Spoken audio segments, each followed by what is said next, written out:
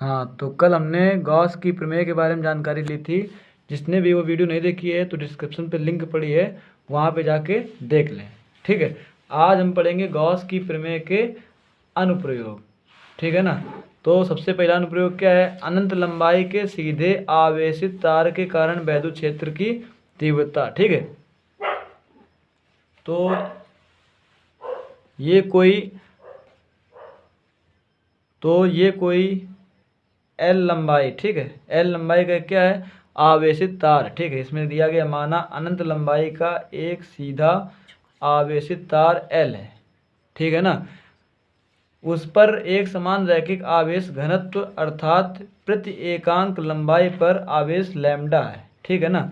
जो आवेश का घनत्व है, आवेश घनत्व क्या इसमें दिया गया? लैम्डा से दिया गया। ठीक है, लैम्डा से व्यक्त किया गया। ठीक है, इस तार से आर दूरी पर एक बिंदु P है। ठीक है ना। अब इस तार से क्या है? आर दूरी पर एक बिंदु क्या है? P स्थित है। ठीक है ना, जिस पर मैं क्या करनी? वैद्युत क्षेत्र की तीव्रता E का मान क्या करना है? ज्ञात करना है। ठीक है, तो इसमें हम सबसे पहले देखेंगे आगे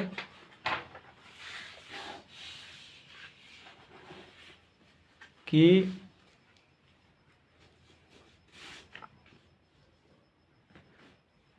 इसमें देखेंगे इस बेलनाकार गाउसी पृष्ठ को 3 भागों में विभाजित किया गया है। ठीक है, पहला भाग क्या है? समतल वृत्तीय पृष्ठ S1, दूसरा क्या है? वक्र पृष्ठ S2 और तीसरा है समतल वृत्तीय पृष्ठ S3। अब इसमें देखते हैं। ठीक है, तो चित्र में हम समझेंगे। तो इस प्रकार से इसमें S1 और दूसरा भाग S2 और तीसरा भाग S3 दिया गया है। ठीक है ना। अब हम इसमें देखेंगे, अब समतल वृत्तीय पृष्ठ S1 और S3, ठीक है, वैद्युत क्षेत्र के समांतर हैं, वैद्युत क्षेत्र के समांतर हैं, इसलिए उनसे गुजरने वाला वैद्युत फ्लक्स क्या होगा? शून्य होगा। ठीक है, लेकिन वक्र पृष्ठ S2 से गुजरने वाला वैद्युत फ्लक्स तो क्या होगा? Phi E2। ठीक है, वैद्युत फ्लक्स को हम फाई E से व्यक्त करते हैं। तो अब S2 है सरफेस नंबर 2। ठीक है, तो फाई E2 इक्वल टू क्या हो जाएगा? ES2 cos theta. ठीक है, अब फाई E2, अब इसमें क्या है? फाई E2 बराबर कितना आएगा? ES2 cos 0, क्योंकि क्या है? वैद्युत क्षेत्र की दिशा में है। ठीक है, ये दोनों क्या है? समांतर हैं। ठीक है ना, S1 व S3 क्या है? समांतर है। और समांतर के लिए हम क्या लेंगे? cos 90 अंश लेंगे। ठीक है, जैसे कि अगर बात की जाए S1 शून्य क्यों हुआ, S1 और S3 ये दोनों शून्य क्यों हुए, तो यहाँ पे हम क्या लेंगे कि फाई S1, ठीक है, या E1, phi E1 equal to हम क्या लेंगे? ES1 और समांतर है तो cos 90 अंश लेंगे। ठीक है, तो कितना आएगा? ES1 और cos 90 का मान क्या होता है? शून्य होता है, तो ये पूरा क्या हो जाएगा? शून्य। सेम यही कंडीशन फाई E3 के साथ रहेगी। ठीक है, फाई E3 का अगर मान निकालेंगे तो उसमें भी सेम यही कंडीशन रहेगी कि ES3 और cos 90 अंश हो जाएगा। ठीक है, तो ES3 और cos 90 का मान कितना होता है? शून्य होता है। ठीक है, तो ये भी क्या आ जाएगा? शून्य आ जाएगा। ठीक है ना, तो इसलिए S1 व S3 का मान क्या होगा? शून्य होगा। S1 और S3 का जो वैद्युत फ्लक्स का मान आएगा वो क्या आएगा? शून्य आएगा, क्योंकि क्या है? एक दूसरे के समांतर है। लेकिन S2 क्या है? S2 जो है वो वैद्युत फ्लक्स की दिशा में है। ठीक है ना, यानी वैद्युत क्षेत्र की दिशा में, वैद्युत क्षेत्र E की दिशा में है। ठीक है, तो S2 का मान इस प्रकार से निकालेंगे कि फाई E2 इक्वल टू क्या आएगा? ES2 cos theta. तो फाई E2 इक्वल टू कितना आएगा? ES2 cos 0 अंश हो जाएगा यहाँ पे। ठीक है, फाई E2 इक्वल टू कितना आएगा? ES2 इंटू 1 आ जाएगा। ठीक है, क्योंकि cos 0 अंश का मान कितना होता है? 1 होता है। ठीक है, तो फाई E2 इक्वल टू कितना आ जाएगा?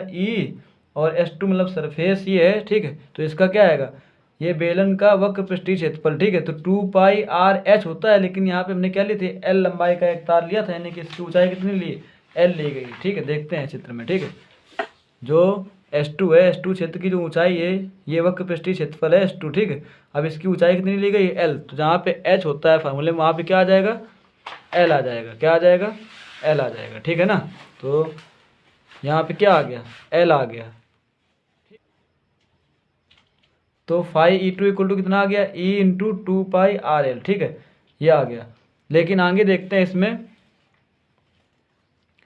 अतः बेलनाकार गाउसी पृष्ठ से गुजरने वाला संपूर्ण वैद्युत फ्लक्स। ठीक है, तो क्या आएगा? संपूर्ण वैद्युत फ्लक्स यानी कि फाई ई का मान जब निकालेंगे तो क्या आएगा S1 प्लस का S2 प्लस का S3। अब S1 S2 ठीक है व S3, तो S1 का मान तो क्या आया था 0 आ गया था, S3 का मान क्या आ गया था 0 आ गया था, लेकिन S2 का मान कितना आया, तो S2 का मान कितना बताएंगे हम E इंटू 2πRL, ये क्या का मान आया है S2 का मान आया है E इंटू 2πRL, ये S2 मतलब कि फाई E2 का मान आया है। ठीक है, ये फाई E2 का मान आया है तो यहाँ पे इसका मान हमने रख दिया। ठीक है, तो फाइनली जो फाई ई का मान आया है वो कितना आया है E इंटू 2πRL। ठीक है, इसको हमने मान लिया क्वेश्चन नंबर फर्स्ट।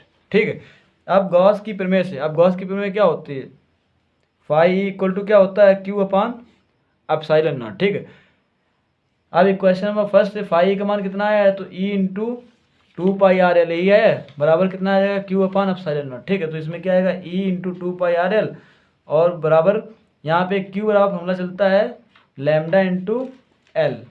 ठीक है, ये क्या होता है, मतलब कि आवेश का घनत्व इंटू ऊंचाई या तार की लंबाई। ठीक, ये चलता है आवेश बराबर, ठीक है, आवेश बराबर आवेश घनत्व इंटू तार की ऊंचाई या तार की लंबाई। ठीक है, तो यहाँ पे क्या आ गया, Q इक्वल टू क्या आ गया लैम्डा L आ गया। ठीक है, अब देखो यहाँ L से L क्या हो जाएगा, कैंसिल आउट, तो E या इधर E अकेला बचेगा क्योंकि मैं वैद्युत क्षेत्र की तीव्रता ज्ञात करनी है, तो E बराबर क्या बचेगा लैम्डा, यानी कि लैम्डा बच गया और अपान में क्या आ जाएगा, ये पूरा जो है 2πR, ये कहाँ चला जाएगा बटे में, तो E equal to lambda upon 2π epsilon naught R बच जाएगा। ठीक है ना,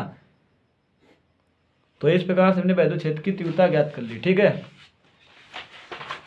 तो इस प्रकार से हमने अनंत लंबाई के सीधे आवेशित तार के कारण वैद्युत क्षेत्र की तीव्रता ज्ञात कर ली। ठीक है, कितनी आई है, तो क्या बताएंगे E equal to lambda upon 2π epsilon naught R, ये आया। हाँ, तो आज के लिए बस इतना ही रखते हैं, कल पढ़ेंगे एक समान आवेशित अनंत समतल चादर के कारण वैद्युत क्षेत्र। ठीक है, तब तक के लिए लाइक शेयर एंड सब्सक्राइब। ठीक है, और वीडियो में आपको कोई भी डाउट्स हो तो कमेंट करके ज़रूर बताएं ताकि आपके सारे डाउट्स क्लियर हो सकें। ओके।